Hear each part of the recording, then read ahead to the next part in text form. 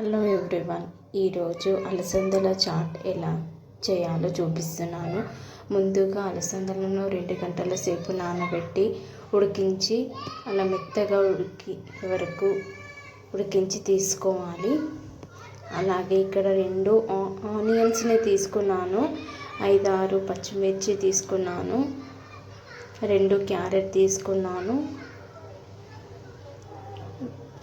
ఉల్లిపాయలని 2 తీసుకున్నాను, వెల్లిపాయలని కూడా 5-6 తీసుకున్నాను, కొన్ని కరివేపాకు రెమ్మలను తీసుకున్నాను.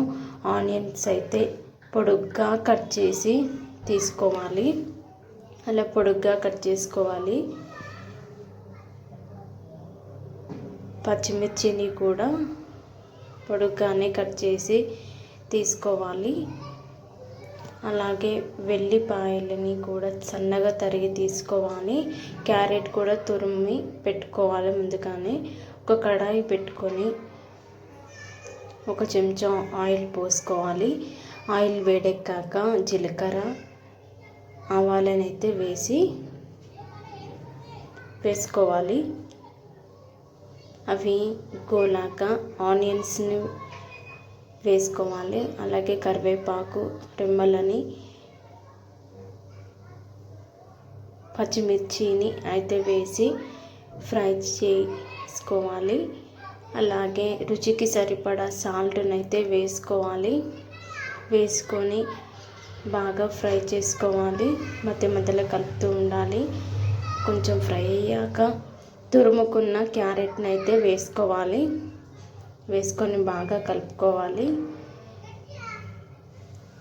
గోల్డెన్ కలర్లో వచ్చే వరకు అయితే మనం ఆయిల్లో ఫ్రై కానివ్వాలి. అలాగే కట్ చేసుకున్న వెల్లిపాయల ముక్కలని కూడా వేసుకోవాలి.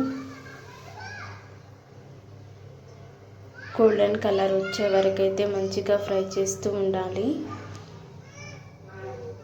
బాగా ఫ్రై అయ్యాక అలా గోల్డెన్ కలర్లో ఫ్రై కావాలి. బాగా ఫ్రై అయిన తర్వాత కొంచెం పసుపునైతే యాడ్ చేసుకోవాలి.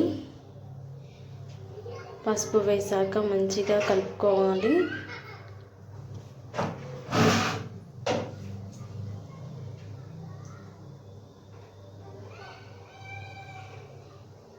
అంతా ఫ్రై అయింది కదా, గోల్డెన్ కలర్లో వచ్చే వరకు మంచిగా ఫ్రై చేసుకున్నాం కదా. ఇప్పుడు అలసందలను వేసి బాగా కలుపుకోవాలి. మంచిగా అంతా మిక్స్ చేసుకోవాలి. ఒక 2-3 నిమిషాలు మంచిగా కలిపి మంచిగా వేడెక్కే వరకు ఉంచాలి. లాస్ట్లో కొత్తిమీర వేసి 1 నిమిషం పాటు ఉంచి స్టవ్ ఆఫ్ చేయడమే. అంతే, ఎంతో రుచికరమైన అలసంద చాట్ రెడీ. ఇది తెలంగాణలో బొబ్బర గుడాలు అని కూడా అంటారు. ఈవినింగ్ స్నాక్స్కి చాలా బాగుంటుంది. ఒకసారి ట్రై చేసి చూడండి. ప్లీజ్ లైక్ చేయండి, షేర్ చేయండి అండ్ కామెంట్ చేయండి.